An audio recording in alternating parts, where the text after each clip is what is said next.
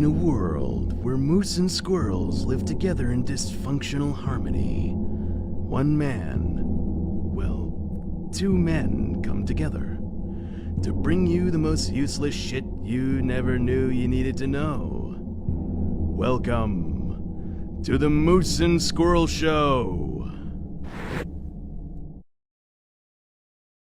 Quiet, numbskulls, I'm broadcasting. Hey, quiet, numbskulls, I'm broadcasting. Ha ha! Look who's back. It's you. You're back. I'm back. It's the resurrection of the Moose and Squirrel Show because we didn't do it last week. You were in Orlando. sunny free-for-all, Sunny Florida. Orlando and Dawn.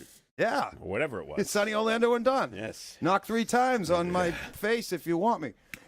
How was Florida? Tell us all about it.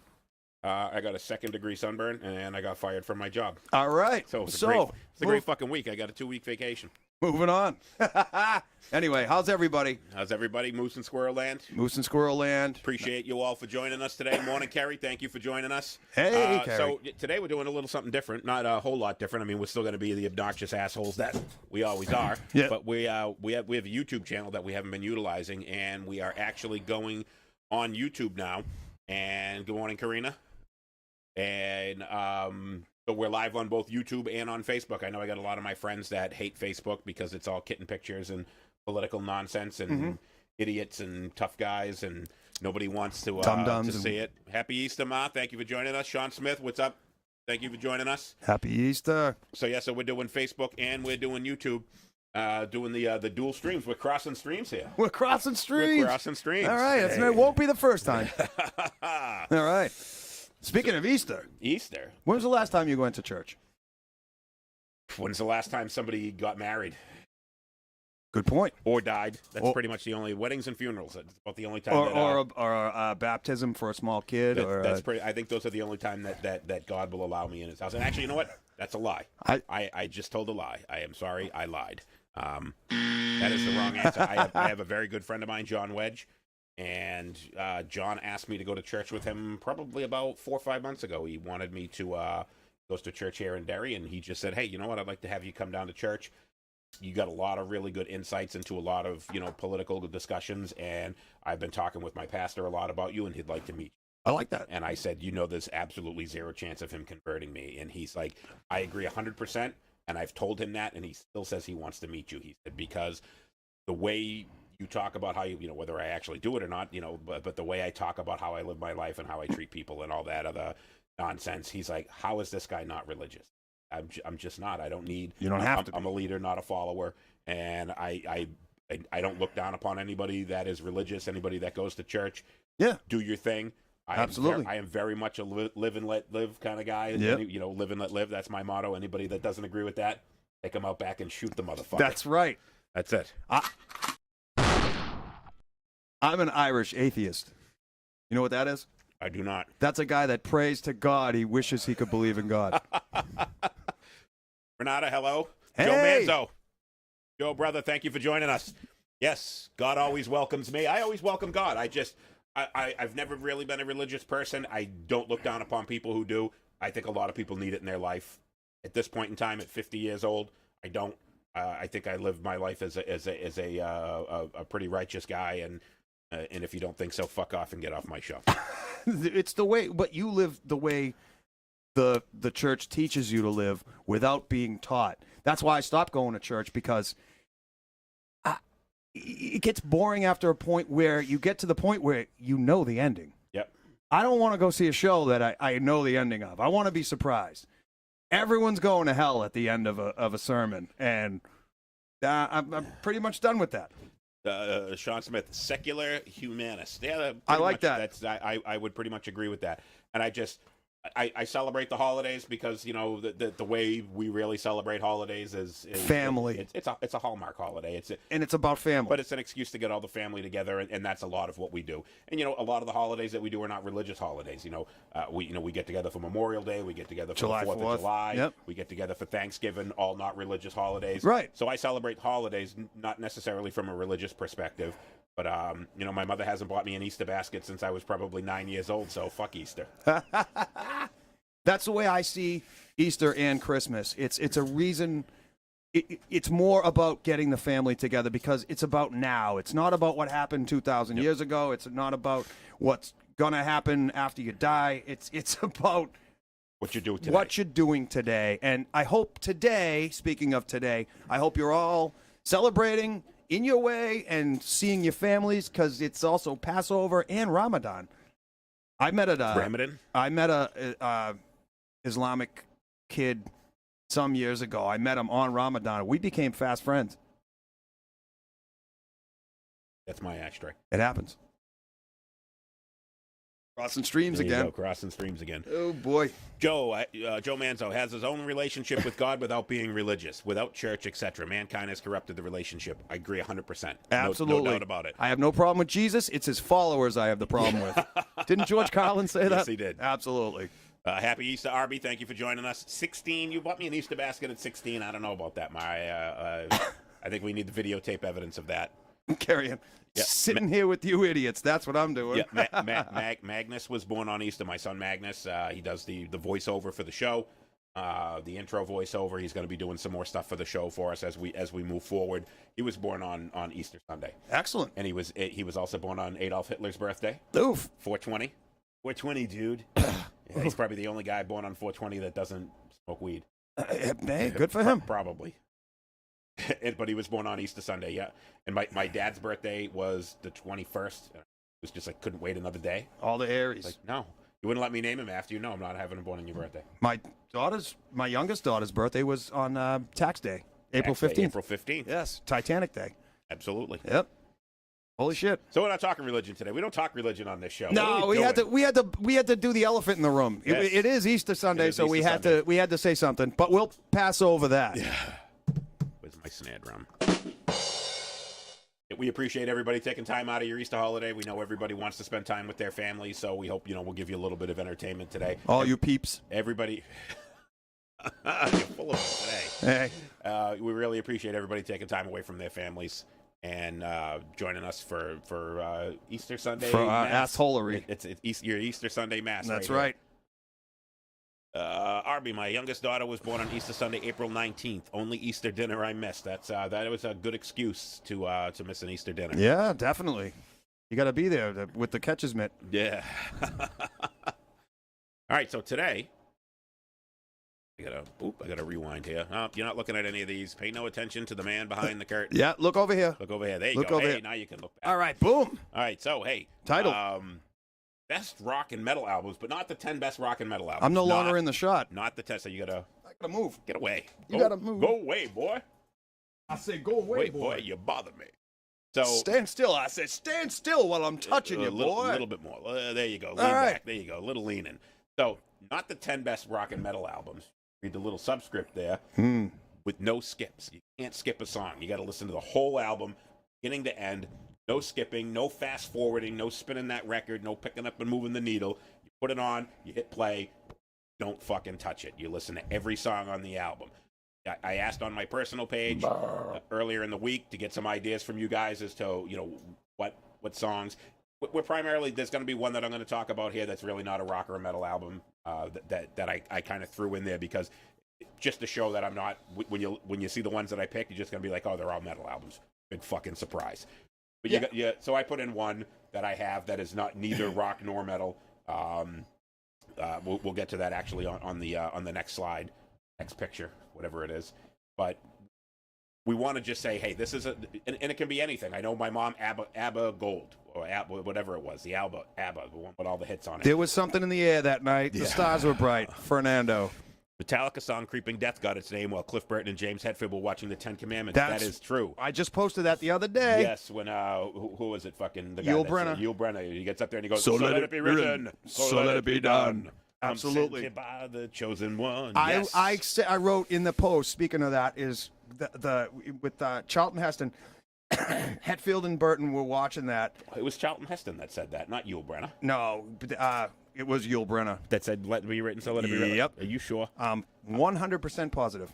And what if you're wrong? Give me 100 men, 100 push-pull men, and 50 women with baskets. Can we nail you to a cross if you're wrong? Why will you crush this old woman? Yes, you could absolutely nail me to a cross. I just find it fascinating that James Hetfield was about 22 years old, and he watched this movie and summed up the life of Moses in three heavy metal verses. That is, when you think about it that way, Creeping Death is a fucking incredible song. But Ride the Lightning is not on the list.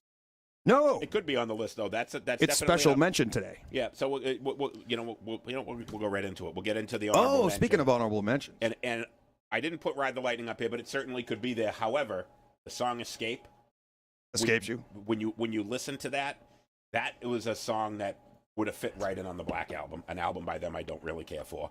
Why? Because Lloyd Grant was on it. Yeah, it was Lloyd Grant, The black guy. No, he was on the Kill 'Em All. Oh, I'm kidding. Joke from last week. Yes. 2 weeks ago. 2 weeks ago. Yeah, Resurrection. Yes. We're back. I wouldn't listen to all of Ride the Lightning because I hate the song Escape. I don't hate it, but I always skipped it. It's fun to play. But we asked the question, and we got a lot of feedback, and the albums that are on here, a lot of the feedback that you got, I heard. And somebody just said, Joe Manzo just said, Back in Black, AC/DC Back in Black classic. Every song on it's great. Absolutely. And you know what's sad is when you think about a few days before his death, Bon Scott was in the studio working these songs out. Yes. Which is sad. And you wonder what it would have sounded like, Back in Black would have sounded like with Bon Scott. We Would can it only have been wonder. as good as Highway to Hell. I put Highway to Hell up here because those two albums back to back are just classics. You can listen from Highway to Hell to the end of Back in Black and not skip a song. They're all That's fucking great. absolutely right. So I put them both on here because I think that they both deserve honorable mention. Absolutely. And if I hadn't, we only picked 5 each, and if I had to pick 10, both of these probably would have been if I had to pick 10. Oh, definitely. Easily. Or I probably would have only picked one because I don't like to duplicate. When I put them up here, I don't want to just say, hey, I can listen to, Kill 'Em All through Master of Puppets every song, if I'm in the mood, and not skip a single song. And Kill 'Em All is on here because that's another one that I can listen to the entire album without skipping a song. Mm-hmm. However, Anesthesia, bass solo, a lot of times I skip it just because it's just let's play. It's amazing, don't get me wrong, but it's just a bass solo with a little bit of the drums thrown in at the end. I'll listen to Escape.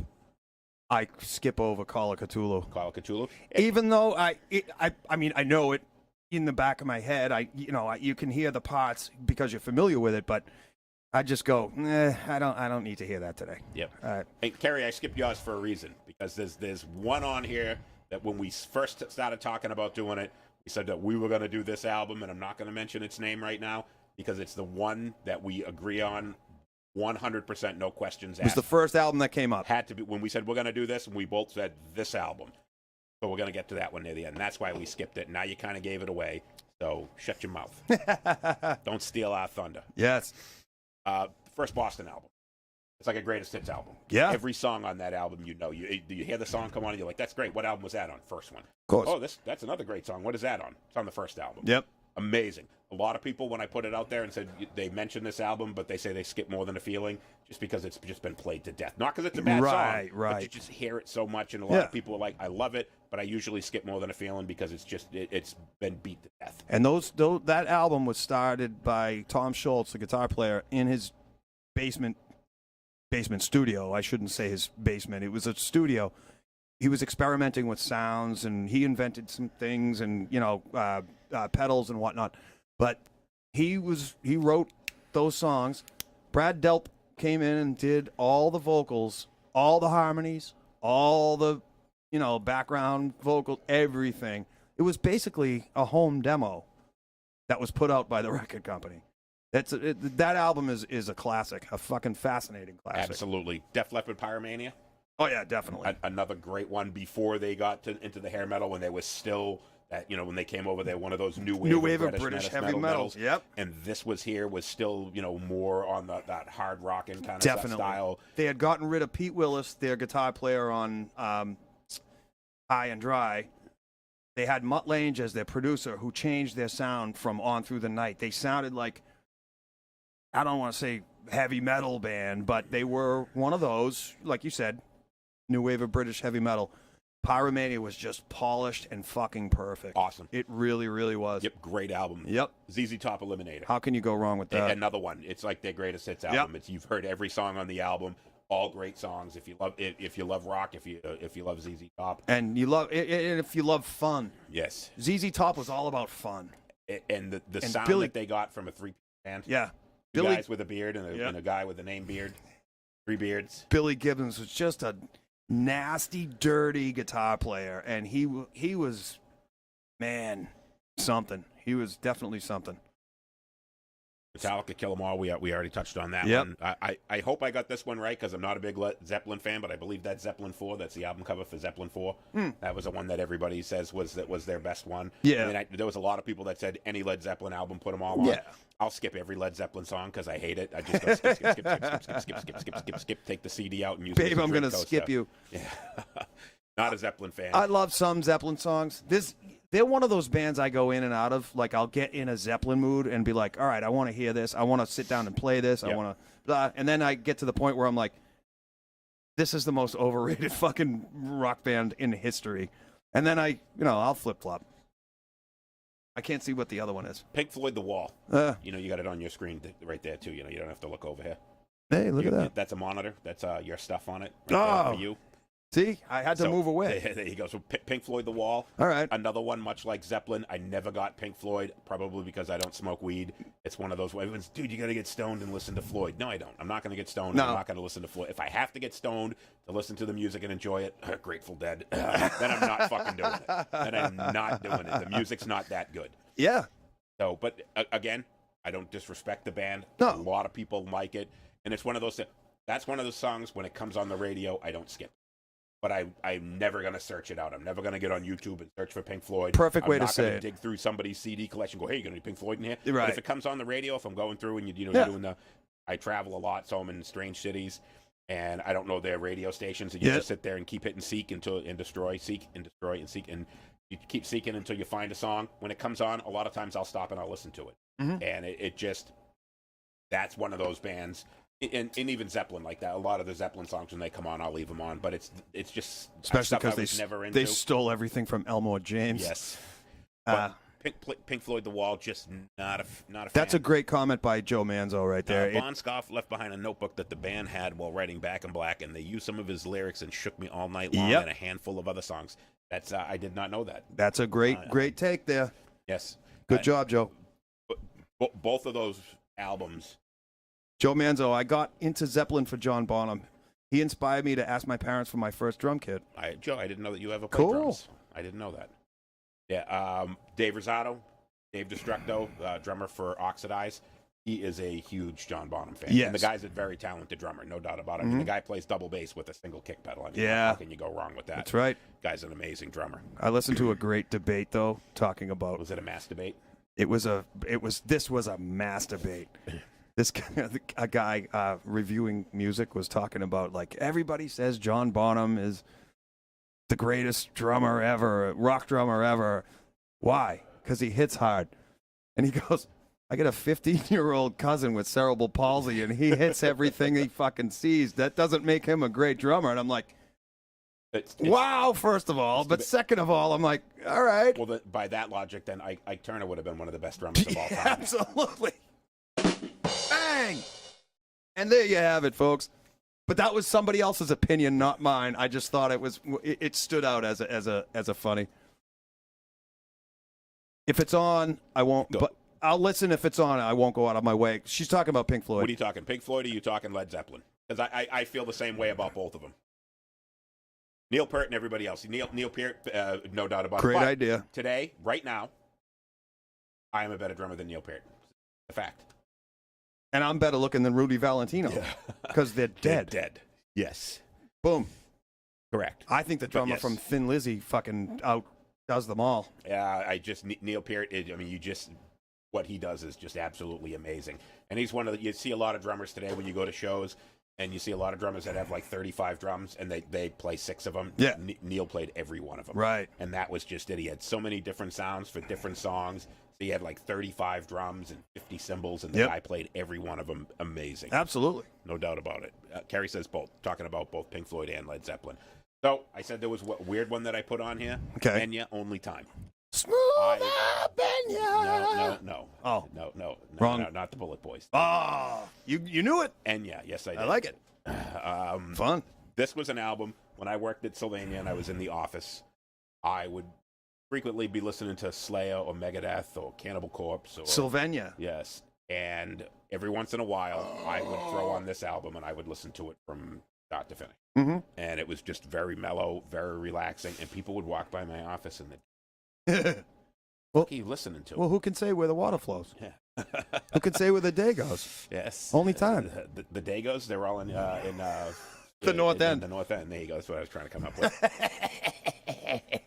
And this was, all right, so the last one that we put on honorable mention here, I got to admit, fan of the band. Your mom says she loves Enya. Enya, yeah. Mom definitely. And Karina was the one that got me listening to Enya. Nice. After we got married, and she brought over her CDs, and we would throw it on and listen to it. And She knows like, about life in a northern town. Yeah.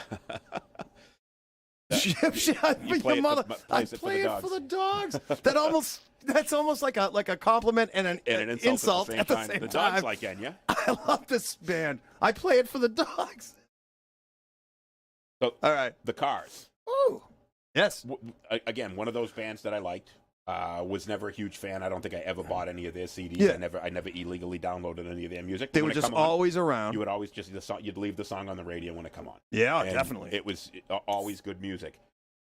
A lot of people, when I put up the post, they said, "Oh, the Cars' first album." And I said, "I got to go see what's on that album." Okay. It's like a fucking greatest hits. Oh, so this was a listener request. This was a listener request. Ah, so it was like cool. a greatest hits, and almost every song that was on it. And in fact, I got to go up here because I got to pull this up. So there are 9 songs on the album, and this is kind of bizarre. Mm-hmm. So Good Times Roll, My Best Friend's Girl, Just What I Needed. The first 3 songs on that album are all exactly 3 minutes and 44 seconds. So they had a very specific formula when they wrote songs. 3 songs, the first 3 songs on the album were all hits, 3 minutes and 44 seconds. The next song, I'm in Touch with Your World, 3 minutes and 31 seconds. A little bit shorter, not much. And then Don't You Stop, 3 minutes and 1 second. That was the A side. When you went to the B side, You're All I've Got Tonight, 4 minutes and 13 seconds.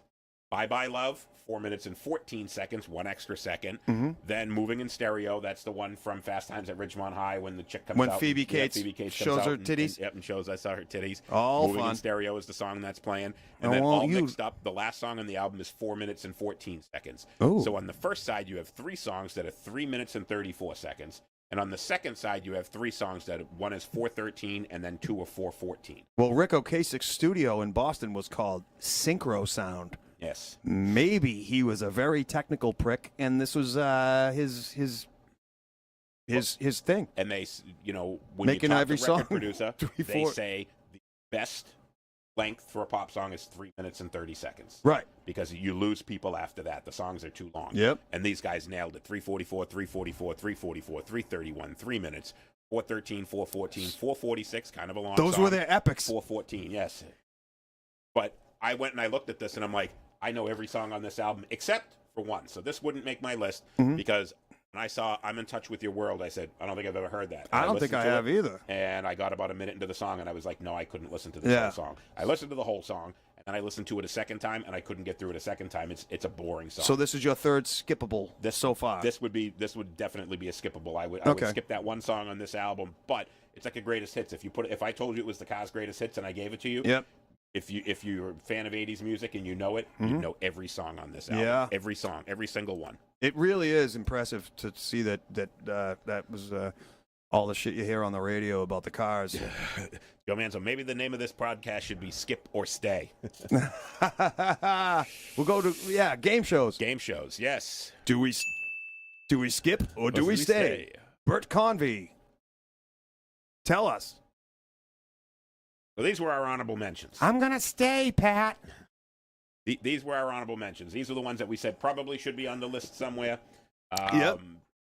There was a bunch of other ones that we had, but these were the most common ones that people commented on. Yes. When they were saying, here's the ones that are unskippable. Oh, yeah, we got a ton. Even on our personal pages, we got a ton when we shared the Moose and Squirrel.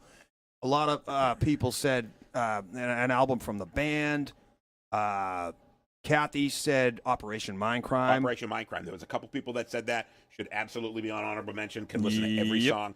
And that was to me, told a story. It told a story. From the beginning to the end, it told a story. So it was a concept album. Dr. X. Every song on it fed into the next song, into the next song, into the next song.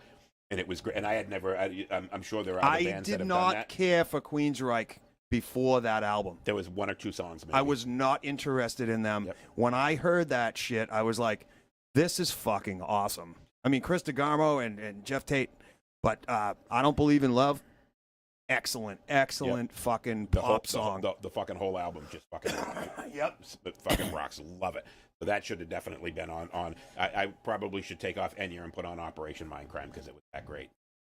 Joe Manzo, the Queensryche album predicted a lot of what we're going through today. Yes, it did. All right. And they followed it up with Empire. Empire really wasn't that same concept album where it told the story, but it kind of, you could see where it built off of Operation Mindcrime with a lot of the songwriting and a lot of the stories. Yep.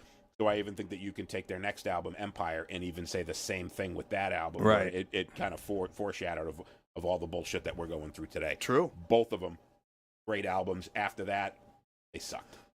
and before that, they weren't very good. They had a couple. I just couple wasn't good songs. interested in them. They did nothing that interested me.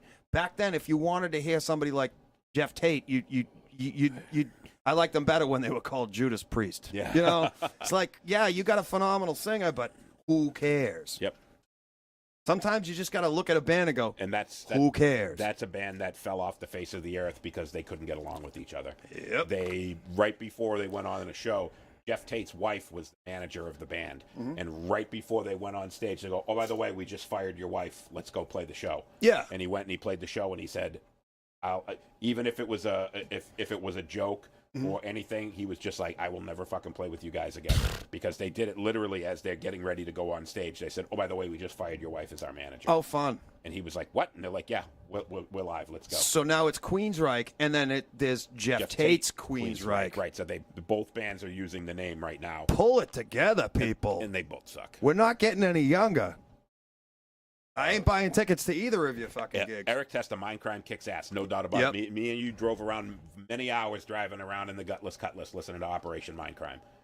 No doubt about it. Mm-hmm.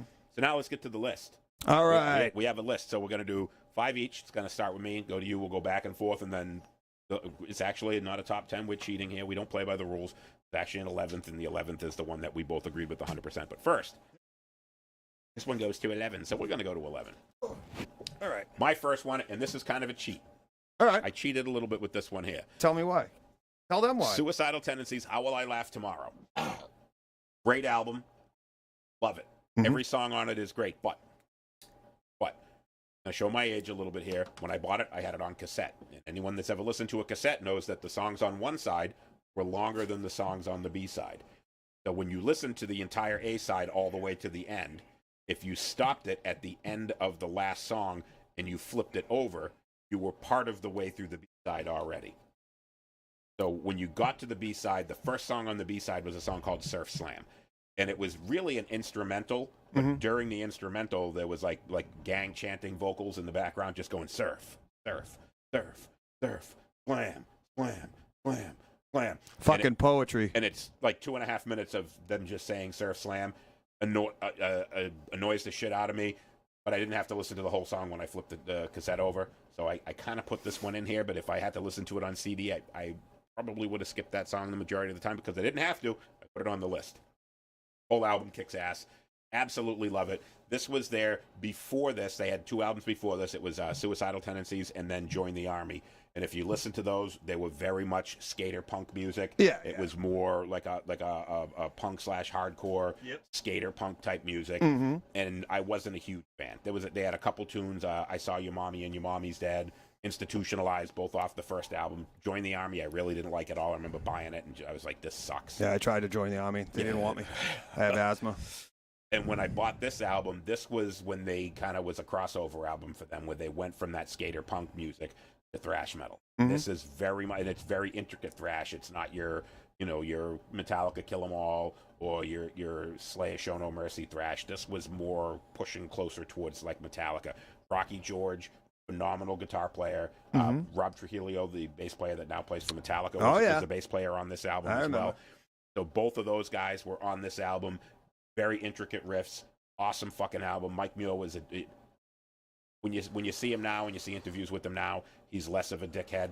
But back in these days, he was a complete douchebag. But the music still kicked ass, and I absolutely fucking love this. Okay. Loved it. Yeah, sorry, Eric. Yes, Eric Testa. The song on this was on the second side. I remember that song. Yeah. Sorry. Awesome tune. Nice. Great fucking song. Great album. Love every fucking song off of it. And I kind of almost would skip a song, but I really didn't have to. It skipped it for me. So there you go. Oh, you gonna say something before I get off this one? Nope. I was gonna say We're moving on to yours. This is your first pick. My first pick. The one that I agree with you on. I would absolutely put this on my list as well. I love that. I loved how they went from on Atlantic Records. They were found by Bon Jovi's management company. So the story goes, and they had a band in New Jersey, and they said, "We know a singer for you guys," and he's Canadian. Canadian. Sebastian Bach. Yeah, Bach. Sorry. He's Canadian. And they released their debut Skid Row album, and it was poppy. It was metal. It was pop. It was metal. It was pop. It was a perfect act to open for Bon Jovi. It was Bon Jovi metal. To open for it was Aerosmith. That poppy, radio friendly. Very radio friendly, yes. And you could tell they had a hard edge to them, but when this album came out in 91, all fucking bets were off.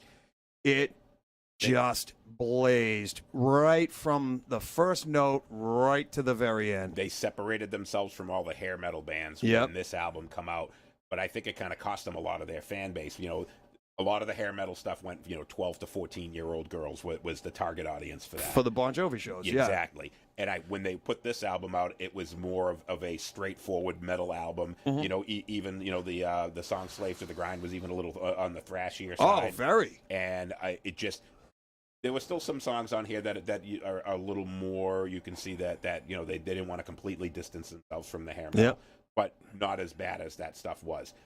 They went from touring with Bon Jovi to touring with your favorite band, Pantera. Oh, yeah, Phil. But that kind of removed them from that hair metal genre, but I think it kind of sunk them because their third album, Subhuman Race, sucked. Yeah, and I think there was a lot of infighting going on. And also, you got to remember, 1991, there was a little thing called grunge. Grunge metal. So nobody wanted to hear. Best grunge song ever. Nobody wanted to hear any new... I mean, and when I say nobody, I mean the general record-buying public, because all the young kids that were just getting out of high school or going to college or whatever wanted to hear something new. They were sick, or I'm sorry, the kids that were entering high school. I shouldn't say, because 91, that was our age to get out of high school and get into college, which I didn't. You know why I'm wearing the glasses? Because I'm fucking cool. Is that why? Yep. It's not nighttime, but... I wear my son's glasses at night because he has a prescription and I can't afford it.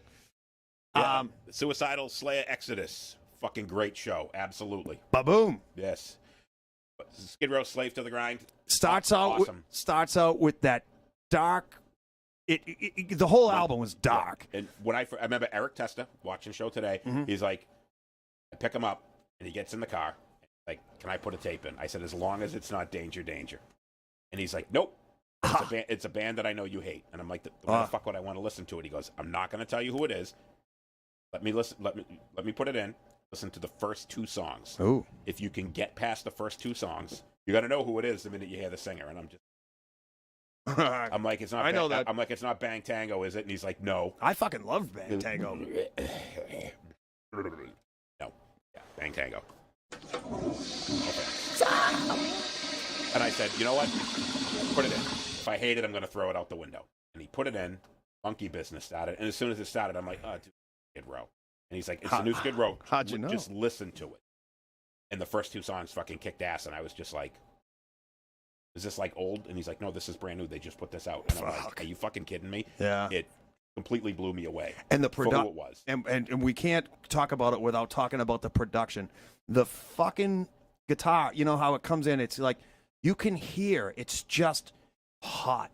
That clean guitar at the beginning, it's hot, and then the cowbell, and then when everything comes in, it's so fucking loud. And they came back with a vengeance, and they meant it. And from that moment, right to the very end of Wasted Time, the song about heroin addiction, the whole album just had balls. It had fire and fury and everything you want in a great fucking album. The lyrics were perfect. The way he fucking hit those high notes and fucking Wasted Time. Oh, yeah. Gave me fucking chills. Yep. I've said it many times. If I was starting a band and I could pick any singer, it would be Sebastian Bach because he can do that gritty, grumbly, low end stuff. Yep. And he can hit those notes, and just his voice is just absolutely fucking spectacular. Yep.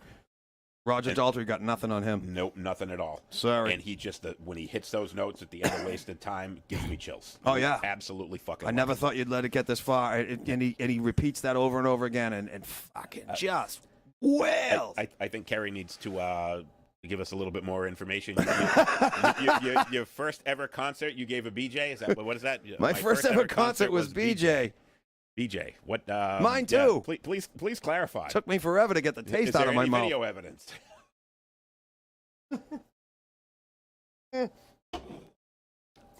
Oh Christ! It's a holy day. Skid Row, Slave to the Grind. All right. Great choice. All right. Overkill Horoscope. Oh, all right. Absolutely hit Bon Jovi. She's saying, Bon Jovi. Or it was. Nice catch. Overkill Horoscope. To say the least. If any of my friends came to me and said, "Hey, I got a friend. He wants to get into thrash metal. Mm-hmm. Give me the 3 thrash metal albums that he should. Give me the listen 3 to." doctors you should see before you do this. This would be one of the albums. Okay. This was Bobby Gustafson was the guitarist on all the albums prior to this. I remember him. And he left, got kicked out, depending on who you talk to. He departed the band, and his guitar tech, one of the other roadies, ended up being the 2 guitarists on this album. Mm-hmm. And every song on here, from the first song to the last song, just completely fucking rips. There is a fucking insane cover of Frankenstein from Edgar Winter Group, and it is absolutely fucking awesome. Everything on this just smashes. Is it thrash, or are they true to it? Are they? It's a thrash version of it's played at the same speed as the original. That's what I meant. But it's the same obviously speed. the original is all that techno piano. This is that's cool. It must have sounded like the River Bottom Nightmare Band from Edmund Otter's Jug Band Christmas. This album fucking kicks ass. Cool. If you want to get into thrash music and you want to know what thrash metal sounds like, you say, "What? How do I tell whether it's heavy metal or thrash metal or hair metal?" This is thrash metal. Cool. 100% thrash metal. One of the most underrated albums of all time, in my opinion.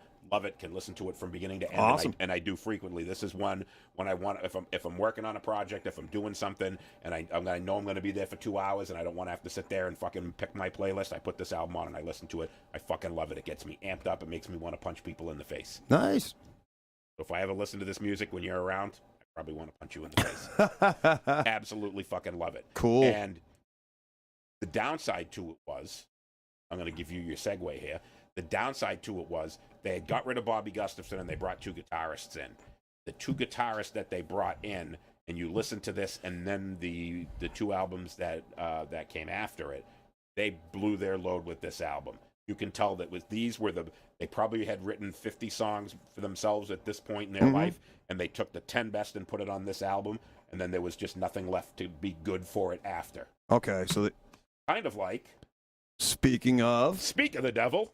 Speaking of spending, it might not have been 15 years, but it could have been 14 years. Little joke there. Couple of years on from moving out from Indiana, a guitar player, a singer, going through various lineups and trying to figure out who they were and writing songs and whatever.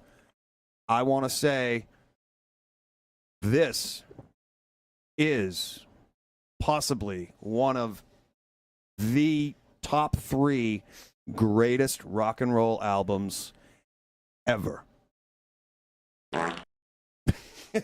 Perfect use of that. Every song is a fucking banger, as the kids say. But, like you said, writing, how do you follow up writing your life story, because you're talking writing songs from the time you're a kid in your bedroom or in your bathroom or in your parents' room to releasing your first album in 1987, and you're only in your 20s, and it just explodes all over the face of the world. I mean, they shot it. That was the money shot right there, was Guns N' Roses' Appetite for Destruction. It was a fucking... It was unprecedented. When this come out, what, 88, 89? Late 87? Late 87, okay. Mm-hmm. When this came out, I listened to thrash. That was it. I was that. Mm-hmm. I had my genre. This is what I listened to. I listened to Exodus. I listened to Slayer. I listened to Testament. I listened to Nuclear Assault. I listened to Flotsam and Jetsam, Metallica, Slayer. That was all I listened to. I wouldn't listen to anything that wasn't thrash. Mm-hmm. And when this come out, every one of my friends tried to ram this one down my throat. And I was just like, dude, this is poser. Mm-hmm. It's hair metal. It's garbage. I fucking hated it. And I hated it. I'm like, these guys are no better than Motley Crue. Sorry. I was just like, this is just the same rubbish. I have a different opinion on it now, but I still don't like it like you do. Yeah. But I will say this. This is one of those bands, this album, that for me is like a low watermark. This is about as low as I will go. So it's, okay. It's of the music that I can like see that. and that I listen to. For me, this is the bottom of the barrel. I will listen to this. You will never. I'm never going to flip through somebody's collection and go, "Hey, you got Appetite for Destruction in here?" But when it comes on, I'll listen to it every time. Yeah. I'll never skip any of the songs on here. I like every song. I've heard every song on it. But it's one of those ones that I never fell in love with them. Right. And I think a lot of it just had to do with I was such a diehard thrash guy, and whenever anyone tried to get me to listen to anything other than thrash, I just said no.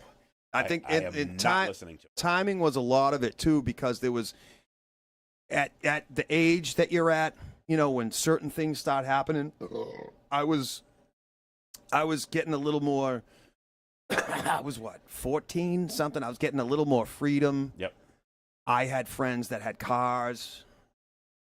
Girls were a thing, and you know, you start hearing the lyrics, and you're going, all right, yeah, I don't want to. You relate to it. Yeah, you can relate to it, and it's kind of singing your the soundtrack of your life for whatever that means, and you just it was like a coming of age kind of a thing. Yep. So me, it's more nostalgic, but I've done like little deep dives through YouTube and whatever, and listened back to, because I love Slash. I think he's fucking great.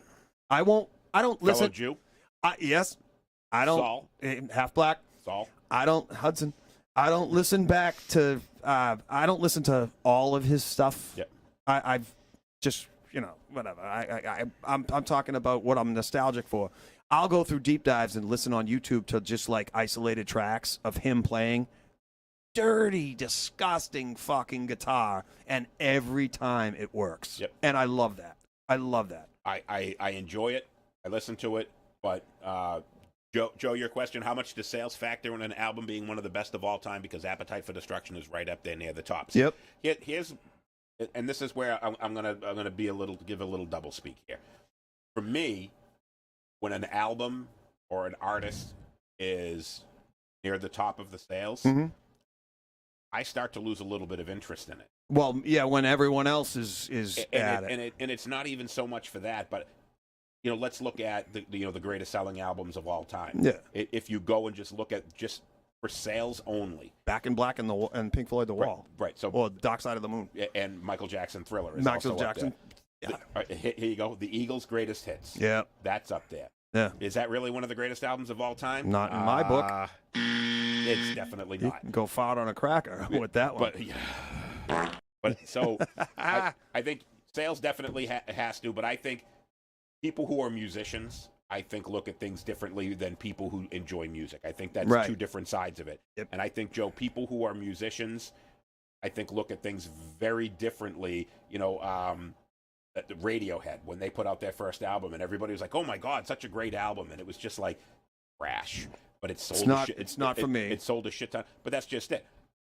Britney Spears sells millions of albums, and I think it's hot fucking garbage. I listen to it and I laugh, and I'm like, people like this. Right. I'd rather listen to Britney Spears than Radiohead. Yes, I will tell you that. I will. Yes, and I would agree with you on be that. So fucking. I think that's definitely you have to take that into effect. But if all you're gonna say is you can't say it sucks because it sold a lot of fucking copies. The fucking New Kids on the Block sell a fucking lot of copies, and if you're gonna tell me that music doesn't suck, you're on the fucking wrong show. Garbage. But it's. I kind of like. Maybe it's nostalgia. I kind of like the New Kids on the Block. The hits. Can we back up and rewind? Yeah, can we? Oh wait, we're live on YouTube too. No, I like Wahlburgers. After what they did during Metallica tour in Montreal, I could never like Axl Rose. He has got one of the biggest douchebag reputations. That's why I said at the beginning, I prefaced it with saying, I don't care what Axl Rose has done, blah, blah, blah. I was just talking specifically about that specific record. But Joe, I hear you. Absolutely. Fuck that guy. Joe, your next comment nails it right on the head, too. Politics plays a lot. And we're not talking politics. We're not talking fucking Donald Trump, Joe Biden politics. We're talking musical politics as to what gets played on the radio. Oh, yeah. Because piss break. Because the record companies go to the radio companies and say, this is the song that we want you to play. And if you're not going to play it, we're not going to allow you to play anything else in our record collection. You have to pull it all from your airwaves. The radio companies want people to listen because they sell advertisement. That's how they make their money. So when a record exec goes in and say, if they were to go to a rock station and said, we own all of Metallica's music, and we also own all Britney Spears, and you guys got to play Britney Spears at least twice a day during peak hours, or you can't play Metallica. They kind of have to force it upon you. And a lot of stuff, especially with pop music, when you hear it over and over, it becomes an earworm, and you either love it or you hate it. And a lot of the music that people like is stuff that they're comfortable with and that they hear, not beat to death, not like fucking Led Zeppelin Stairway to Heaven where you fucking can't escape that, but something that you hear frequently that you enjoy, not overdone. But the record companies really put what you're going to hear in front of you, and that's why bands like Metallica took so long to get big, because the underground movement was really what made them huge. They got there without the radio play, without MTV, but most bands can't do that unless they're fucking Metallica. There are so many great bands out there that you've never fucking heard of that went and played shows all over the place, but they didn't have the support of the record companies telling the radio stations and telling MTV what they were going to play. So, Joe, you nailed that right on. Yep. The record companies dictate what gets played on the radio, and they say, you have to play this new Nickelback song, or you can't play anything else that is in our catalog. Yep. You have to play it. You have to play it X number of times per day, per hour, per week. It's got to be in your regular rotation, or you can't play anything else. And because they own the songs, they can tell the radio companies you can't play it, because radio companies have to license that in order to be able to play it. So they would say, nope. If you're not playing Britney Spears, you can't play fucking Beyonce. If you're not playing the Eagles, you can't play Metallica. So tons of politics involved with it. And that's why you hear the same 10 songs on WZLX and, well, the former AAF. Because my close personal friend, Maddie Blake, name drop, formerly of the Rocco and Maddie show and Maddie and Nick show, explained to me a lot of that politics that goes into playlists. And that's why you get Alice in Chains, Metallica, Nirvana, AC/DC 4 times in a 3-hour period, because they told they have to. It's all preset, and it's all meditated. And that's why when you call up on your ears, when we were kids, you used to sit there and just keep hitting redial to get into AAF or BCN and said, I want you to play Pantera. I want you to play Pantera. And they'd get on the radio and be like, hey, fucking Rocco from fucking from AAF here. Hey, what do you want to hear? And you'd go, oh, I want to hear fucking Pantera, Mouth for War. And they'd be like, all right, great. Yeah, we'll see if we can get that on for you. Knowing there's no fucking way that you're going to get it on the radio. Right. Because they have so many songs that they have to play an hour because they're told they have to play those songs, and they get very few requests that they can put in, and it's usually what the DJ wants to hear at that point that he gets to squeeze in. That's why there was a time, say WBCN, for example, you could call WBCN and say, hey, it's I want to hear Rock and Roll Never Forgets by Bob Seger. And they go, okay, we'll get that right on for you. And they fucking would. And they would. Yep. I want to hear Come Back by the Jay Giles Band. Here you go. They could play anything they had in their catalog. Yep, if it would. But as the politics got in, you lost the ability to be able to Now do that. there's 10 songs in rotation every single day, and it's garbage. And Joe, you nailed it. Iron Maiden, another one of those bands, no radio play. Boom.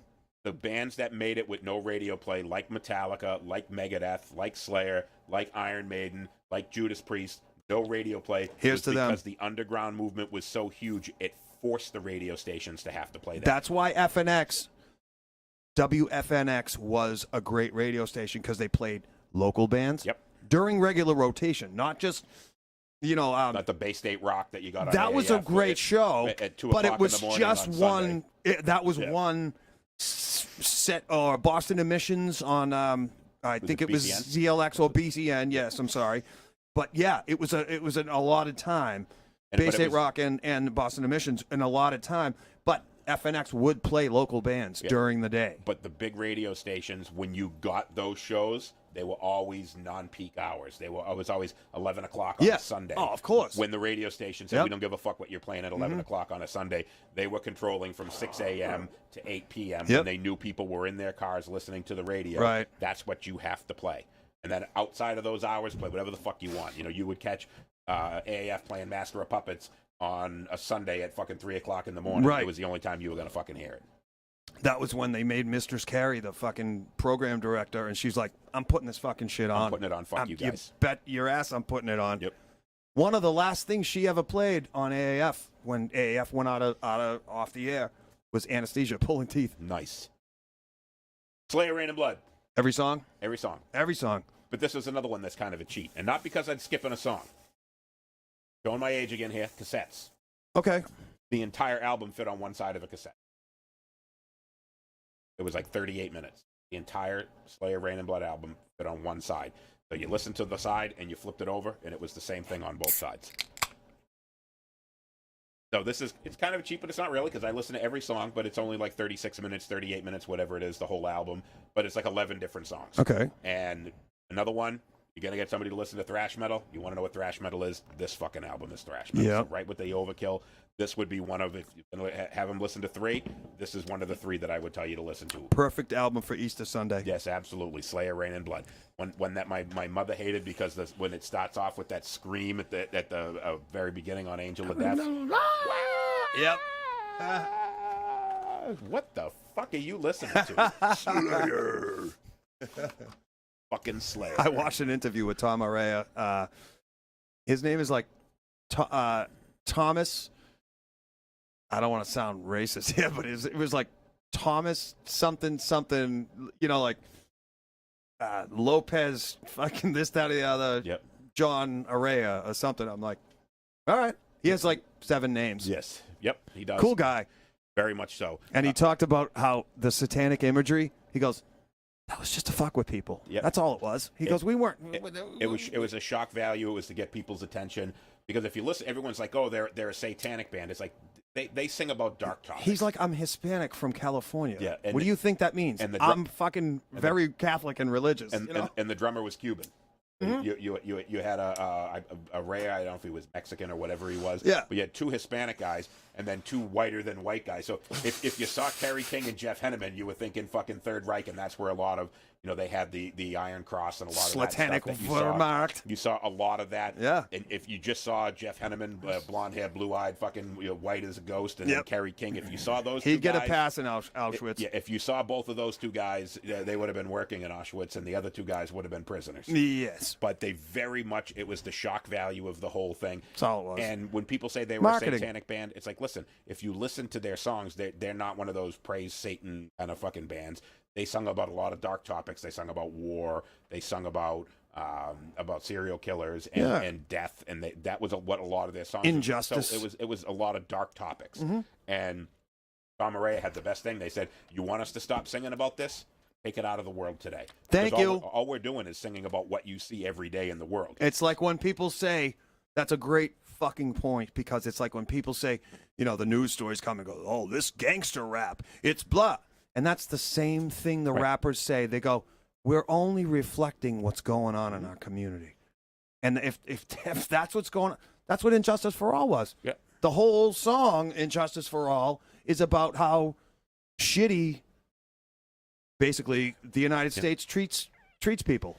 John Smith, a friend of mine, says it costs $500 to $1,000 to get his song played one time on the radio. I believe that. A lot of the stations, if you pay to play. I've been on the radio, and it was free because it was a local college station. Nice. Thank you, WMWM. Thank you, Nancy Maisley, 89.7. We used to listen to WMWM. Used to have every Sunday night. It was like 11 to 1 o'clock. They played all thrash metal, and they would play all like local thrash bands. It was the college station, Emerson College in Boston, and they had a show that was just all local, and it was thrash metal and local metal. WUML, UMass Lowell, does the same thing. Yep. I can't think of the frequency, but you can hear some real good stuff and some real fucking garbage. Yep. Karina, they can't sing about rainbows and puppies. Metallica sings about dragons and squeezing your pillow, though. And hookers. Yes. My mother, John, it's Easter. The bunny doesn't say bad words on Easter. Yeah, don't fucking swear on Easter. What's wrong with you? I'm sorry, Ma. Hi, Ma. Love you, Ma. Thanks for the reminder. I forgot about fucking Easter. A lot of metal bands get a rap for being anti-religious or anti-God or satanic, but that's simply not the case. Black Sabbath wore those crosses because Isaac's father was very religious and he was blessing them on their way to success, and they had no say in the upside-down crosses on the album art. Same with Iron Maiden. Same with Slayer. I agree 100%. Most of these guys were very religious. Yeah. James Hetfield's parents were born-again Christians. They were like super hardcore Christians. And that's Virgil. why, if you look at a lot of their lyrics were the Four Horsemen of the Apocalypse. Yes. Creeping Death. They wrote a lot of songs that Religious. were religious in nature. But when you listen to it, you hear the Creeping Death. You're like, holy shit, that's got to be a satanic song. It's actually not. It's a song about Moses. But. The rhyme of exactly. The rhyme of the Ancient Mariner is not a word for word copy from Samuel Taylor Coleridge from the 1600s, but it was Steve Harris's version of saying, "Love all things God created." Yes. And that's the message in the song. Yep. It's not, oh, well, everybody died and everybody did this and everybody. It's, man, gah. But a lot of the record companies and a lot of the bands kind of hyped that up. Of course. Because they wanted the kids to relate to it. And The they imagery. wanted the kids to, because rock and roll's always been about rebellion. Yep. Doesn't matter what genre you listen to. Doesn't matter if it was Elvis Presley or it's Cannibal Corpse. Just like when my mother tells me on my own show to not swear on Easter. To not curse. You rebel against your parents. Yep, absolutely. Joe Manzo, if you ever read the Bible, it's a fertile playing ground for metal lyrics. No doubt about it. Absolutely. And all the bands will steal stuff from there all the time. More people were murdered in the Bible than were shot and killed in New York City the other day. There was that many? No, nobody died. More people died in the Bible than died in a mass shooting the other day. I'm not going to bring up a debate here, but he's absolutely right. I've never read the Bible. But you should. And I'll tell you why. Maybe someday. Because you need to write some lyrics for those fucking 99 transgression music songs you have. I haven't read a book since high school. Actually, that's a lie. I've read one book since high school. I never read high school. Is it good? All right, next. Moving on. Speak of the Devil. Oh, nice. Live After Death. Was this one of my picks? This was one of your picks. Yes, it was. There's not a bad song on this.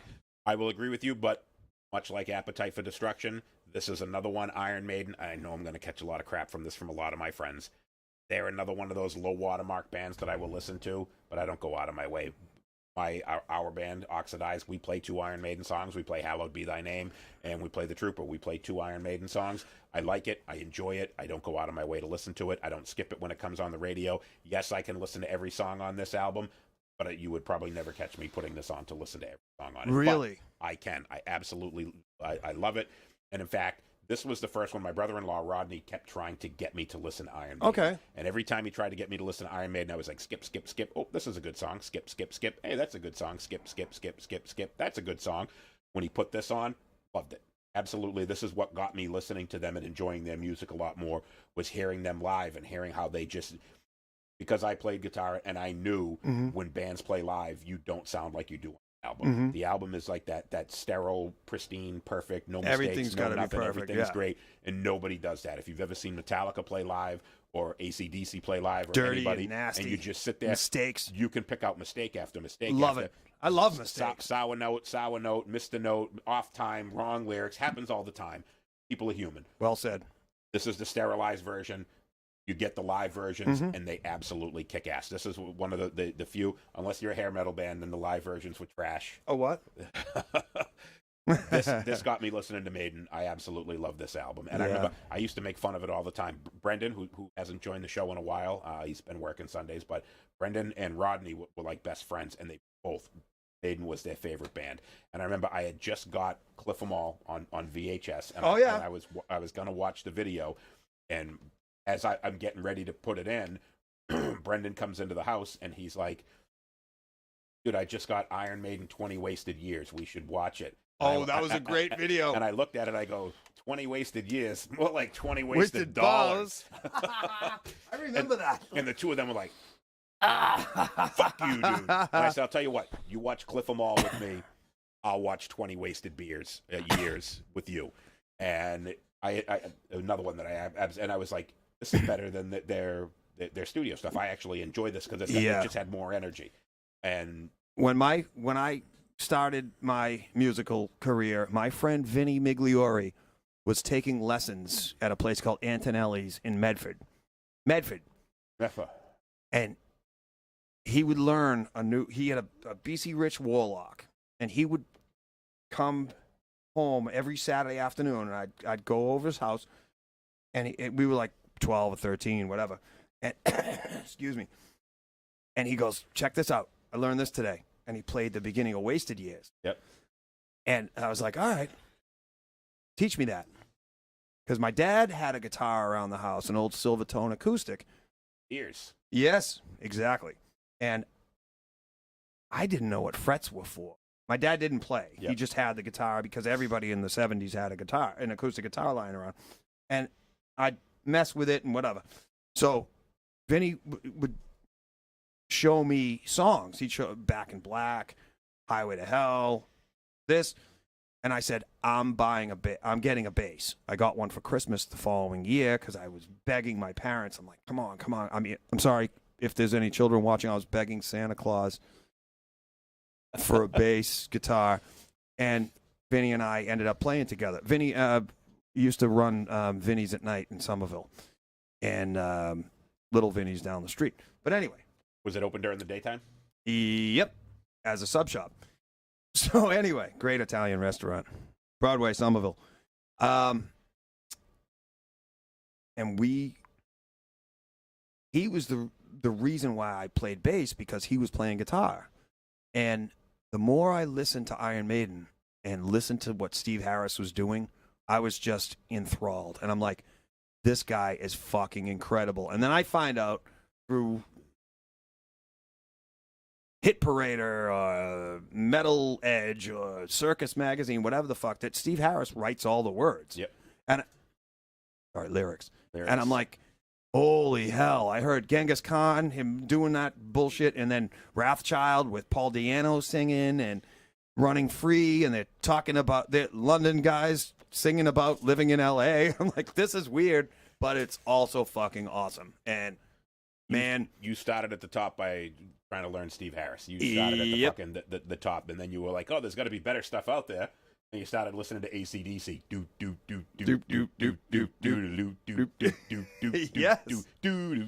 Yep. You're like, wait a minute, what the fuck is this guy doing? Yep. That's and why. then, What do you call people who like to hang around musicians? Bass players? Yes. You hear about the plane crash? 4 musicians and a bass player died. Ooh. Ouch. Steve Harris is a personification of Iron Maiden, no doubt about it. Boom. They are not a band without him. No. They went He through is 2 Iron singers, Maiden. multiple guitarists, multiple drummers. Steve Harris is Iron Maiden. I will say, And when this they is a great released album. Seventh Son of a Seventh Son, that was the end of my... Yep. I watched an interview with Bruce Dickinson, and he was talking about the Seventh Son of a Seventh Son single. He goes, we released it on picture disc, and on the back is a song called Black Bart's Blues.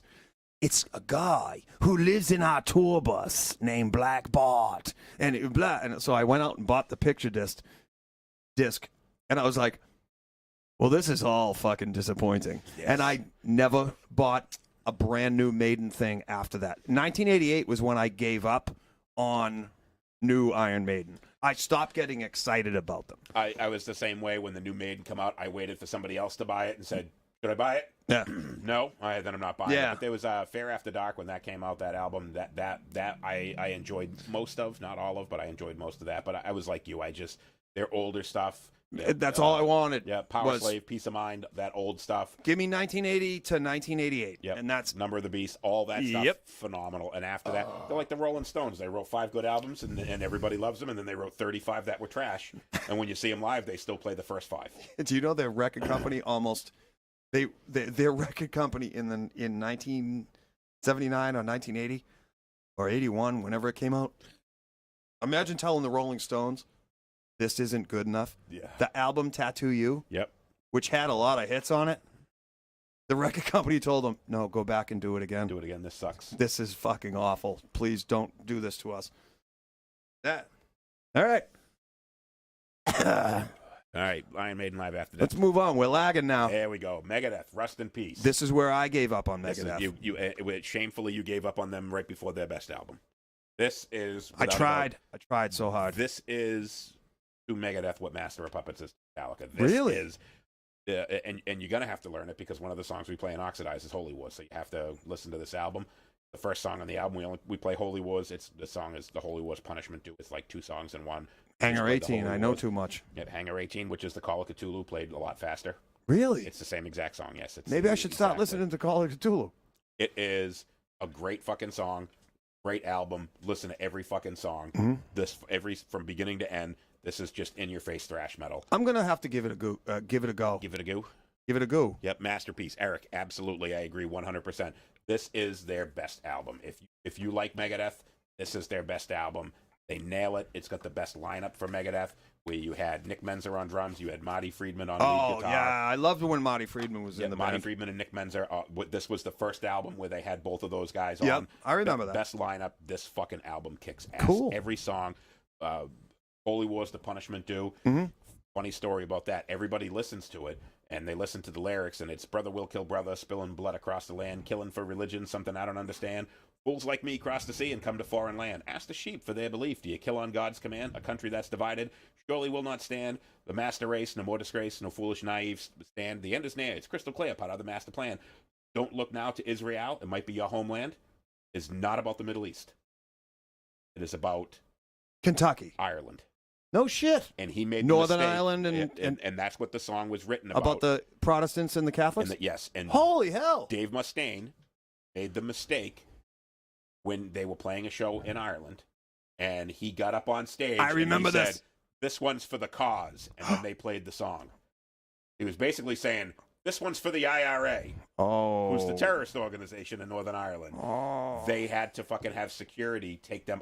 They pulled their bus out like they were going to drive the bus out, and they put them in a van and drove them out the back because the mob outside was ready to fucking kill them. And the next day, he went out and this is when he was in his heavy drug stage. I remember this. He wakes up the next day, Yep. and they're like, "You know what you did last night? You incited a riot." Oh. And he's like, "What are you talking about?" And you said this one's for the cause. And he's like, "Yeah." And they're like, "That's saying this one's for the IRA. The cause is the Yeah. other guys. This one's for the terrorists." And he was like, "Oh," and he had to issue a statement. He's like, I "My remember. I ignorance, do remember I that. apologize. I have no idea." But if you've seen the video shows like a lot of stuff in the Middle East, and it shows sand and deserts. So everybody thinks that's what the song's about, but it's not. And he made that foolish mistake on stage of saying that and almost got the band killed. My sister and her husband were in Ireland in '97, and they were on a bus that was shot at by the IRA. Fun. Crazy shit. Religion, folks. Happy Easter. Happy Easter. But yes, no doubt about it. Hands down, one of my favorites Good. all time. I gotta. Love it. You know what? I gotta give that a re-listen. 20 years on. What? 30 years later. I think you do, because you're going to see a lot of Mustaine's jazz influence album, and it's a straight out thrash album, but you're going to see a lot of his jazz influence with the intricate rhythms that he plays. I'm gonna do it for the cause. This one's for the cause. There's one for you. Oh, fun. Little. No. A little story behind this one. All I right. like story. Now, I loved Duff McKagan in Guns N' Roses, obviously, and I loved Izzy Stradlin. He was just like that legendary king of cool. You know, just the guitar player with the cigarette dangling out, hollow body guitar, like Keith Richards, Johnny Thunders, one of my favorites.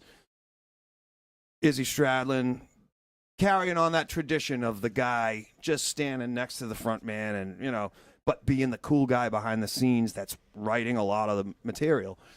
Didn't he get in a fist fight with somebody at the Grammys? Yeah, he had insulted Vince Neil's wife, Charisse Riddell, I think. Why do I know her name? No idea. Oh, because she was a stripper. Ah, that's why. Yeah, because I've seen her booblies. Both of them? all two of them. All the same size, flat on their back. So I was so excited to find out that like Duff McKagan was releasing a solo album because he was a huge fan of Johnny Thunders, punk, and all this other stuff I was listening to at the time, and then Izzy Stradlin just beat him to it. And his album, Izzy's album, that is,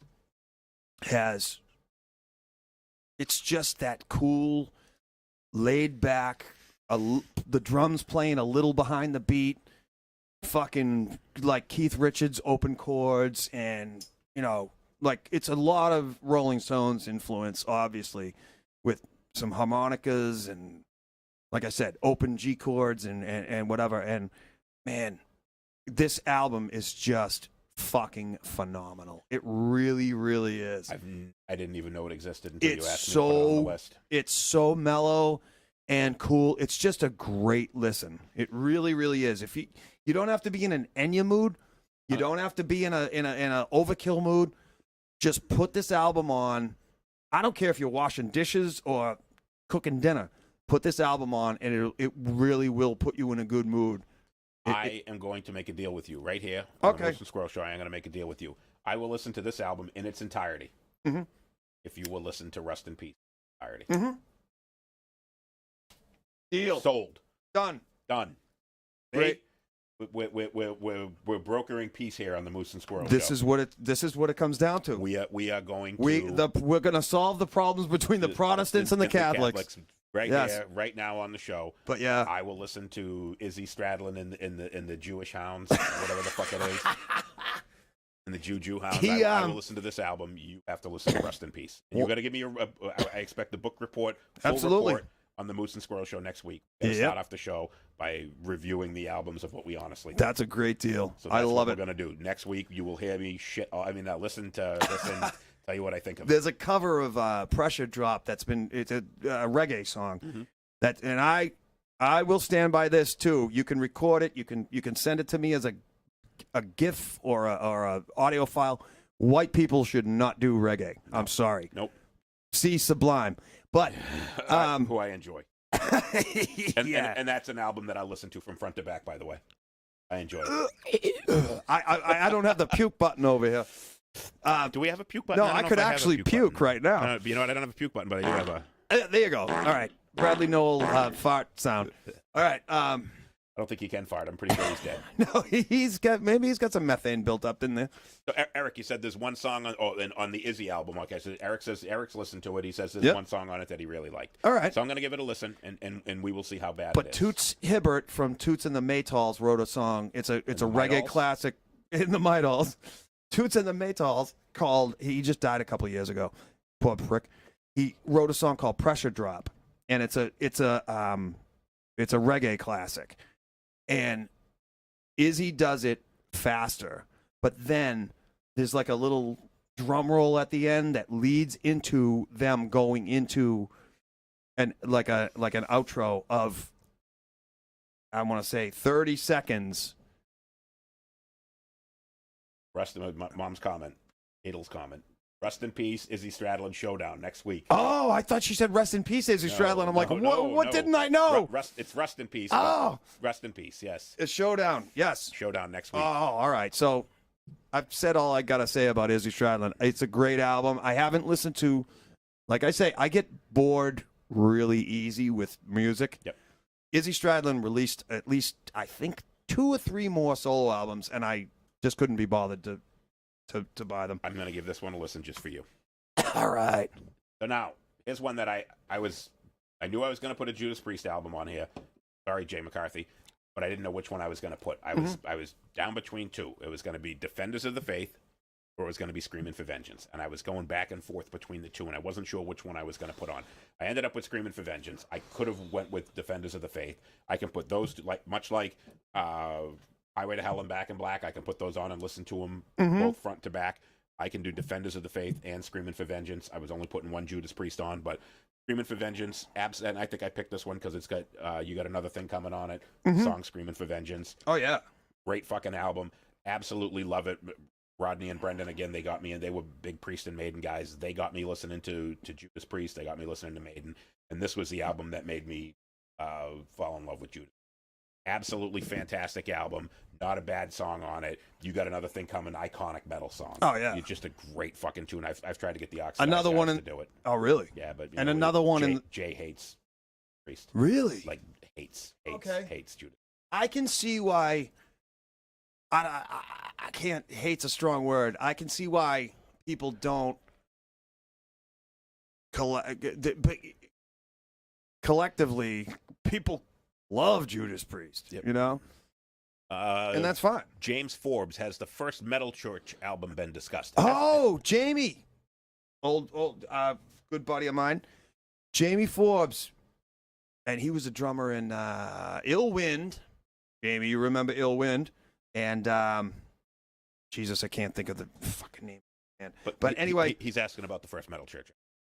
I was about to, when you were talking to Sebastian Bach and new singers and whatever, I was almost brought up the second Metal Church album. But is he talking about the one with We Watch the Children Pray? I think that was their first one. I think.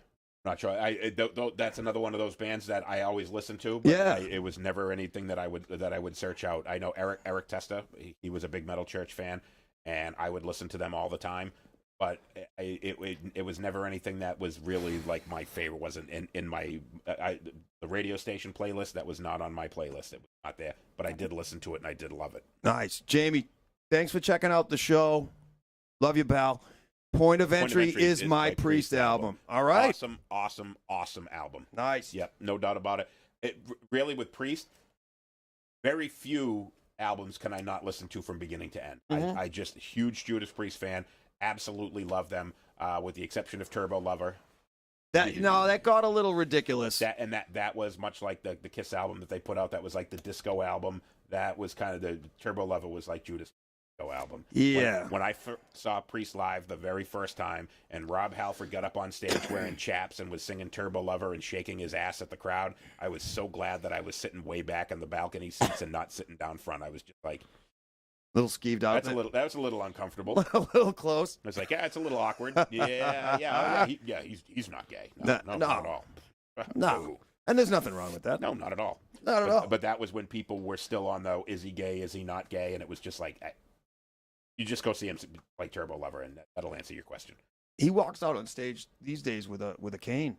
Yeah, he's old. Yep, but he's still fucking. He's still doing it. Amazing fucking singer. I saw a video the other day with him singing along with Metallica, and fucking man, he's still got the pipes. Mm-hmm.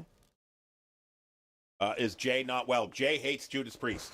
If Jay was watching the show right now, Jay would drop off because Jay hates Judas Priest. Jay's doing his floors. Yeah, Jay despises Judas Priest, hates him. We've tried to, tried to get him to do some Priest songs in Oxidize, and he has no fucking interest. He hates them. He was in a band before that played Living After Midnight, and he's like fucking hated, worst music ever. It like the way I feel about Kiss, he feels about Judas. Wow. Just does not like them at all. And I think a lot of it is when you listen to Priest. Priest is a pure metal band. There's a lot of bands like Black Sabbath. You can hear the blues influence. Oh, in yeah. it. There's none of that in Priest. Yeah. It's just flat out straight raw metal, and I think that's why he hates it. Oh, okay. Because he's a lead guitar player, so he wants melodies and harmonies and all that kind of stuff. And you get some of that in the solos with Priest, but the music itself is just flat out raw, dry metal. Yeah. And that's why I like it, but that's why he doesn't like it. Okay. So. But I mean, you take a song like Breaking the Law. I mean, Breaking the Lawn. Washing the dog, raking the lawn, raking the lawn. That's kind of a. It's a good tune, but it's kind of poppy. It's one of those ones that if it's on, it's just on. You know, it's just there. You don't go, hey, this is great. Hey, this is bad. It's just there. You know, when you got another thing comes on, you turn that up. That has all the dynamics of a great fucking pop rock metal song. Yeah, no doubt about it. Love, definitely love. I think my comments on here are a little bit behind. I see you have some on there that I don't have on here. Joe Manzo, Priest was the first band to embrace the metal moniker, We Are Metal. We Are Metal, yep. When every interview with Rob Halford was heavy metal, heavy metal, heavy metal, heavy metal. All he talked about was heavy metal. Yep, talked about the genre and how everybody just, people flock to heavy metal. If you like metal, you don't give a shit what anybody else is. Yep. People who are assholes, you just be like, yeah, but their music's good, but he's a dickhead. That's right. And there was tons of guys like that. Glenn Danzig was known as being a dickhead. Mike Muir from Suicidal Tendencies was known for being a dickhead. Axl Rose, pick anyone from Kiss.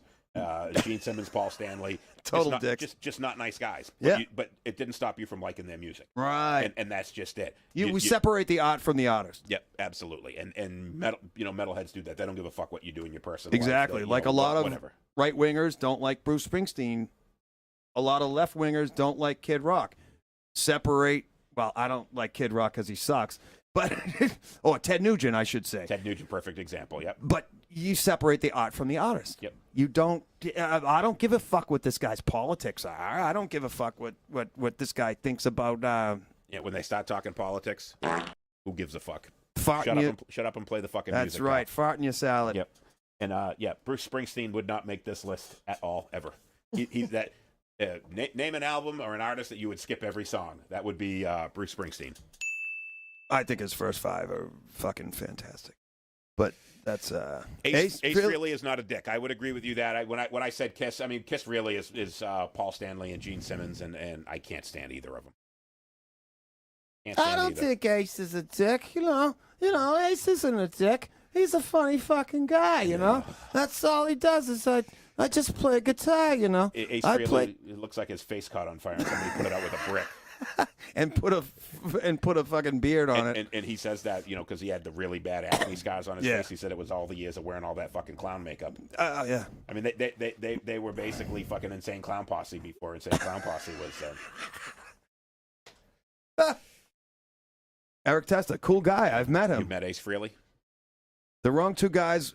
We're in charge of Jamie Forbes, the ultimate Kiss aficionado. The only Kiss that exists for me is from 74 to 77. After that, the true magic died. 80s Kiss was good, but they just blended in. They have been embarrassment for the last 20 years. Jamie, comment of the day. You're absolutely right. They were an influential rock band, and they were fun as hell. I would agree with that 100%. Their old stuff.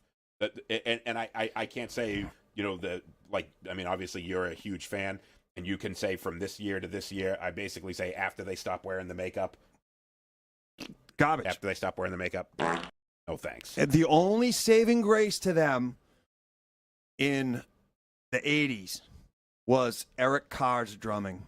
And I couldn't get enough of I couldn't listen to enough of it to tell you whether he was a good drummer or not, because it was just one of those bands that when I came on, it was just skip. Have a nice day. No thanks. Deuce is one of the greatest rock and roll songs ever. But their old stuff, like you said, high energy. Yep. But they meant it. The bulk of their work is The bulk of their work is crap. But I would agree with you. The old stuff is listenable. Yeah. 100%. Definitely. One thing I'll give Kiss credit for, Joe Manzo, the bands they brought on tour with them and putting much more eyes on those bands, they would have otherwise had beans like bands. I want to say that's a fat finger. Yeah. Bands like Rush, AC/DC, Van Halen made it much quicker than they would have otherwise. Yeah. Yep, absolutely. No right. doubt about it. It was like Ozzy taking Metallica on tour. There you go. That got them in front of the masses. Perfect. Yep. And imagine being a 24-year-old James Hetfield and your influence is Black Sabbath and the fucking singer of Black Sabbath takes you on tour with them. Yep. Your favorite band of all time says, You guys want to tour with us? That blows me away. Yep. And you get to hang out with the guy. And James, being the alcoholic that he was at the time, probably doesn't remember much of it. Probably doesn't remember much of it. Wait, we toured with we got to hang out with Ozzy? Fuck. All right, so here we go. Be like me touring with James Hetfield right now. Don't start. I have nothing to say about this. I had to put this on the list. Look at the picture. All you need to know what I'm going to say about it. Well, I will let you speak. I love everything about this album. The small crate amps, the hollow body Gretsch guitars, the dirty guitar solos, the lyrics, Tyler Palace's dirty, fucking gravelly voiced I just swallowed razor blades. The lyrics, the songwriting, everything about this album to me is perfect. It's just fucking awesome. And go out and find that if you can. I have it on green vinyl, which is rare. And I absolutely love everything this guy does anyway. But their debut, yes.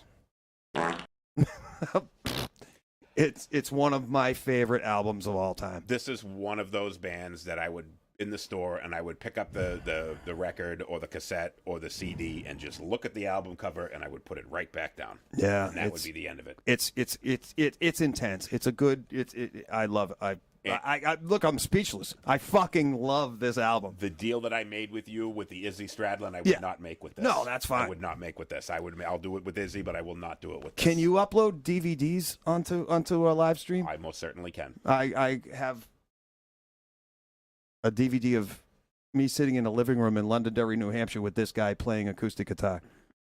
My buddy hired him to come and play in his living room. Nice. And for his birthday. And so they're a local band. No, he's from England. But he lives here? Nope. Or he just came here? He was touring. Just touring, and his wife said, hey, this was in the MySpace days. Hey, what if I offered you some coin and you came and performed for my husband's birthday? And he goes, yeah, I'll be right there. They picked him up at South Station and fucking brought him to fucking New Hampshire. And it was the craziest night of my life. For my 50th birthday, I told my wife I was going to hire Overkill to come and play at my recording studio. I found out there were too much. Oh, you're better off getting a cameo from Gilbert. No, wait, no. You can't do that. Can't do that. R.I.P. I'm very sorry that you have died. Joe Manzo, according to Ozzy, when they were on stage during the Metallica tour, James and the boys were shouting Black Sabbath requests at them. No, that doesn't surprise me at all. No, not at all. No, not at all. They were knocking back fucking Goldschlager and Heineken's going, come on, play Sweet Leaf, you fucking jerks. All right. So the next one is the one that we both agreed with, without a doubt. This is the be-all, end-all of agreeable. Every song is a fucking banger. Yes, every song's a masterpiece. Yep. See what I did there? Greatest album of all time. Love it, love it. I gotta say. Greatest metal album of all time, greatest rock album of all time, fucking greatest album of all time, period, Just end of story. Perfectly written. Everything about it there. So, when the sound. I keep that. That's all right. When I first listened to this album, there was a song on there that and in fact... Was it Leper Messiah by any chance? No, it was not. I actually love Leper Really Messiah. not? But I actually changed the name of the song. Song that should not be. Ah, yes, I remember. I fucking hated it. Yep. I hated it because the whole album has just got so much fucking energy and drive, and then... No. Fucking hated it. It was the first song that they had done in Drop D, and at that point, when I was learning how to play guitar, I learned how to play every Metallica song. I could play every song off of Kill 'Em All, every song off of Ride the Lightning, every song off of Master of Puppets, and every song off of Van Justice for All, except for the song that should not be. Okay. I fucking hated that fucking song with the passion. What changed in 1988? Eric Testa went to go see Metallica, and the Cult opened up for them at the Worcester Centrum. and they played the song that should not be, and it just live just fucking ripped. Jamie Forbes, I'm jealous. Ozzy and Metallica at the Centrum, April 25th with Cliff Burton. He died 5 months later. This album kicked me in the fellas. Jamie, I got nothing to say except fucking right, man. I unfortunately didn't get to see Nope. Metallica with Cliff. The first chance I got to go see them on tour was in '88 with Jason Newsted. Yep. And it was Metallica and the Cult at the Worcester Center. Me and Eric Testa went. Oh, that was 89. March 17th. I was there. And when I heard them play the song that should not be live, it just fucking it's like evil in it, and just I always thought the song didn't have any energy. Yeah. They played it slightly faster when they played it live. They certainly didn't thrash it out, but they had a little bit more energy when they played it live. And I was like, they should have recorded it that way. It would have been a better fucking song. Yeah. But now, I enjoy the song. And I Sorry listen to interrupt you. Yeah. That's okay. This is one that I was will 86. fucking Yep. start to finish. Every song, love every song. The lyrics are written well. The solos are well. The riffs to every fucking song. Great intros, great outros. Every fucking thing. Even the fucking album artwork is fucking perfect. It's a perfect, absolute, all around perfect album. Yeah, and it's It funny doesn't because get better than that. a lot of people are like, what does this have to do when you look at the album cover and you see all the grave markers? And what does it Disposable have to Heroes. do? But if you actually look at the top corners of it, in the background, you can see faded in the fingers with the strings going down to the graves. to the graves, and that's where it came from. Yep. And like you said, Disposable Heroes. Disposable Heroes is really the song that relates to the album cover. The name of the album was Master of Puppets, which obviously the song is about cocaine addiction. Or any kind of Or addiction. any kind of drug addiction, absolutely. And it just, nothing for me will ever top this. I know a lot of the old folks, everyone's like, oh, the Beatles' White Album, that's the best album. Fuck the Beatles' White Album. Metallica, Master of Puppets, I'll fight you. 125 bypass 28 there in New Hampshire. We'll Moose and Squirrel kicks everybody's ass that doesn't think this is the fucking best album ever written. We'll fucking live stream that right in my fucking driveway. It really is. It really, really is. Do you know that? Eric, they had the green lights during that song. All the lights went off on stage and the whole thing come up green, just underlighting Hetfield's face, and they fucking sang it. Oh, it was fucking awesome. Mm-hmm. Awesome fucking live. Yeah. And what made everybody think is just what Joe Manzo just said. Chop your breakfast on a mirror. Yep. That was it's a... And that's the line in the song that tells you what the song is about. If you listen It's to the about entire addiction. song and you change that one line in the song, you could make arguments as it could be about just anything that's controlling you. Mm-hmm. But that one line in the song, and that to me, that's just like brilliant songwriting, because that one line in the song fucking nails exactly what it's about. Yep. Anything else, it could be, it could be alcohol, it could be anything, but that one line in the song really fucking this is fucking drug addiction. Yep. And that's exactly what the fucking song is about. Dark. And this is why I don't write lyrics, because I can't be that creative. It's I know I can never do that. I can never be that creative. Love it, love it, love it. You know what? It's the one album. I mean, I listen to a lot of different stuff from R&B, 50s rockabilly, 50s rock and roll, R&B from the 60s, the Four Tops, Enya, the Bullet Boys. I listen to a lot of different stuff, but this is the one album that you might feel this way too. It's actually an honor to listen to. Yes. I feel like I've been given a gift every time I hear this album. It's like you wake up on Easter Sunday and you get your fucking Easter basket. It's like that feeling. Yes. And I got to say, perfect. I've been saving that. I've been waiting to use it. Me and my sister, we're 13 months apart. We went on a family vacation to Washington, D.C. I was about 13. And we had Walkmans. And I had just got this tape. I was walking.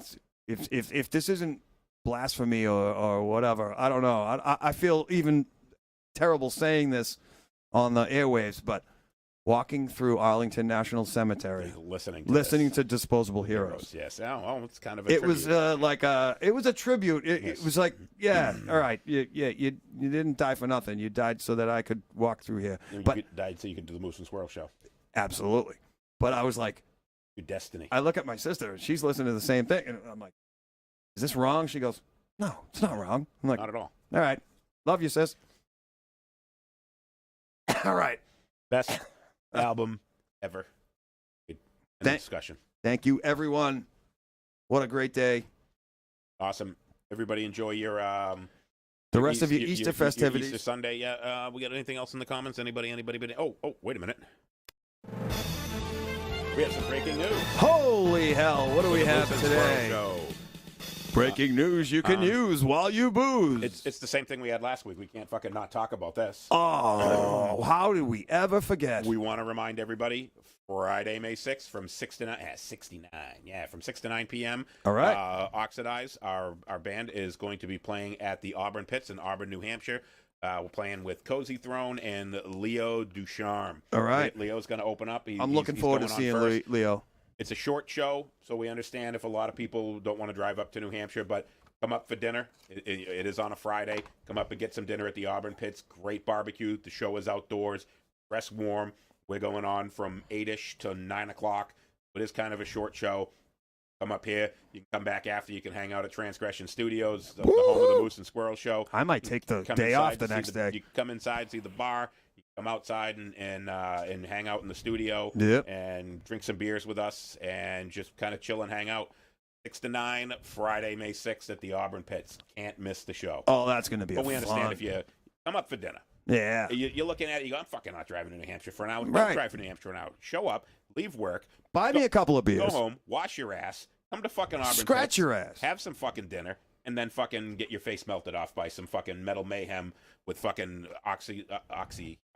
OxyClean. With Oxidize and Cozy Throne and Leo Ducharme. Yes. Come fucking enjoy some good metal. A lot of the stuff that we talked about today are songs that we're going to play. So you're going to hear some Metallica. You're going to hear some Slayer. You're going to hear some Ed Sheeran. Conformity. You're going to hear some Ed Sheeran. You absolutely are.